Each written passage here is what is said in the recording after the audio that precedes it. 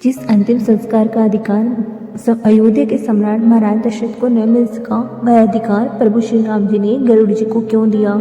यह रामायण का सबसे बड़ा रहस्य है जिसके बारे में कोई नहीं जानता। आइए कथा के माध्यम से इस पूरे रहस्य को समझते हैं। पौराणिक कथाओं के अनुसार जब अयोध्या पर महाराज दशरथ जी का शासन था, उस समय कुछ ज्योतिषियों ने महाराज दशरथ जी को बताया कि शनिदेव रोहिणी शकट भेदन करने वाले हैं, जिससे पृथ्वी पर 12 वर्षों तक भीषण अकाल पड़ेगा। तब अपनी प्रजा की शिक्षा के लिए दशरथ जी धनुष बाण लेकर सीधे स्वर्ग के लिए चल पड़े। जब शनिदेव को इस बात का पता चला कि राजा दशरथ उनसे युद्ध करने आए हैं, तो वे अपनी प्रचंड शक्ति से हंसे। युद्ध करते करते जब शनिदेव की वक्र दृष्टि दशरथ जी के रथ के घोड़े और सारथी पर पड़ी, तो वे दोनों लड़खड़ा गए और उनका दिव्य रथ अंतरिक्ष से नीचे गिरने लगा। जब पक्षीराज जटायु ने आकाश से उनको नीचे गिरते देखा, तो जटायु दूर ही से जान गए कि ये महाराज दशरथ हैं। जटायु और दशरथ जी की पुरानी और गहरी मित्रता थी। जैसे ही उन्होंने अपने मित्र को संकट में देखा, उन्होंने बिजली की गति से उड़ान भरी और अपने शक्तिशाली पंखों पर दशरथ जी के गिरते हुए रथ को थाम लिया। ऐसे जटायु ने न केवल दशरथ जी के प्राण बचाए, बल्कि उन्हें सहारा देकर सुरक्षित स्थान पर छोड़ दिया।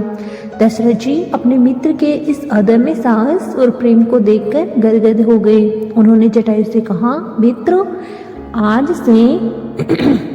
आज तुमने मेरे न केवल प्राण बचाए, बल्कि अयोध्या की प्रजा और मेरे वंश की रक्षा की है। बताओ, इस उपहार के बदले मैं तुम्हें क्या दे सकता हूँ? जटायु विनम्रता से मुस्कुराए और बोले, राजन, मित्रता में उपकार और प्रतिकार नहीं होते। आपने मुझे सदा अपना प्रेम दिया है, वही मेरे लिए सबसे बड़ा धन है। मुझे आपसे कुछ नहीं चाहिए। दशरथ ने जटायु का हाथ पकड़कर भावुक होकर कहा, मित्र, आज से तुम मेरे केवल मित्र नहीं, मेरे भाई समान हो।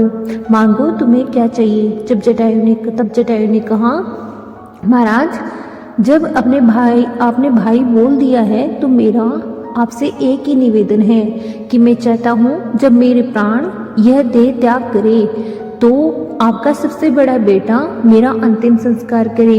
यह सुनकर दशरथ जी थोड़ा दुखी हो गए, क्योंकि उनके कोई संतान नहीं थी। फिर उन्होंने कहा, अगर मेरे संतान होने का सुख मिलेगा तो जरूर ही ऐसा होगा। ऐसे ही दशरथ जी ने राम को जटायु को दान कर दिया था। फिर राम जी की लीला से त्रेता युग में जब रावण सीता माता का हरण करके ले जा रहे थे, तब वृद्ध जटायु ने उन्हें बचाने के लिए रावण से युद्ध किया। रावण ने तलवार से जटायु के पंख काट दिए और जटायु लहूलुहान होकर धरती पर गिर पड़ा। लेकिन वे प्राण नहीं छोड़े, क्योंकि वे प्रभु राम जी को सीता जी के बारे में सूचना देना चाहते थे। सीता जी की खोज करते करते जब राम और लक्ष्मण वहां पहुंचे, तो जटायु ने उन्हें पूरी बात बताई। फिर जटायु ने राम जी की गोद में अंतिम सांस ली। जब राम जी ने जटायु का बलिदान देखा, तो उनका हृदय करुणा से भर उठा। वे इतने भावुक हो गए कि उन्होंने जटायु को अपने पिता के समान सम्मान देने का संकल्प लिया। उन्होंने निश्चय किया कि जटायु का अंतिम संस्कार वे खुद अपने हाथों से करेंगे, जैसे एक पुत्र अपने पिता का अंतिम संस्कार करता है।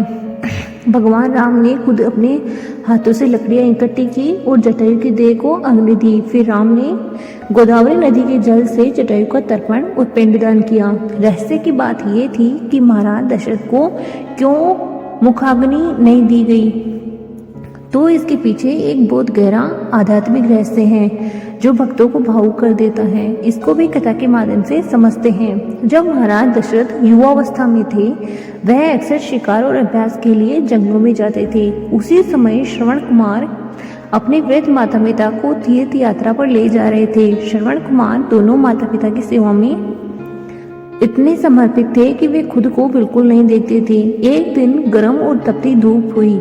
श्रवण कुमार माता पिता को पानी पिलाने के लिए जलाशय के पास गए। युवा राजा दशरथ जी भी वहां के जंगल में शिकार कर रहे थे। उन्होंने पानी पीने की आवाज सुनी और उसे किसी प्यासे हाथी की आवाज समझ लिया। बिना ध्यान दिए उन्होंने अपने शब्दभेदी बाण से तीर चला दिया। तीर का निशाना बिल्कुल सही बेटा।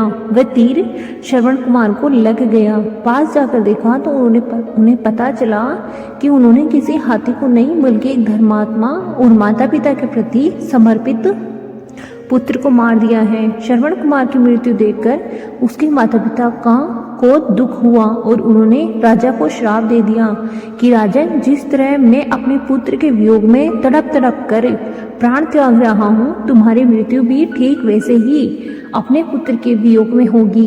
इसी श्राप के कारण मृत्यु के समय दशरथ जी के पास उनका कोई भी पुत्र मौजूद नहीं था। राम के वन जाने के बाद दशरथ उनके वियोग में राम राम पुकारते हुए शांत हुए। जब राजा दशरथ की मृत्यु हुई उस समय संचार के आधुनिक साधन नहीं थे, इसलिए अयोध्या से दूर वन में रह रहे राम तक यह सूचना तुरंत नहीं पहुंच सकी। शास्त्र अनुसार अंतिम संस्कार में देरी नहीं की जा सकती, इसलिए राम की अनुपस्थिति में उनके छोटे भाई भरत ने गुरु वशिष्ठ जी के मार्गदर्शन में मुखाग्नि दी और अंतिम संस्कार किया। जब राम, सीता और लक्ष्मण को दशरथ जी की मृत्यु का पता चला तब उन्होंने गया नदी के तट पर उनका श्राद्ध किया। एक अन्य कथा के अनुसार जब राम और लक्ष्मण सामग्री लेने गए थे तो मुहूर्त निकल रहा था, इसलिए माता सीता ने ही पिंडदान कर दिया था। तो दोस्तों, ये थी मार्मिक कथा। कैसी लगी कमेंट करके जरूर बताएं। चैनल को सब्सक्राइब भी कर लें।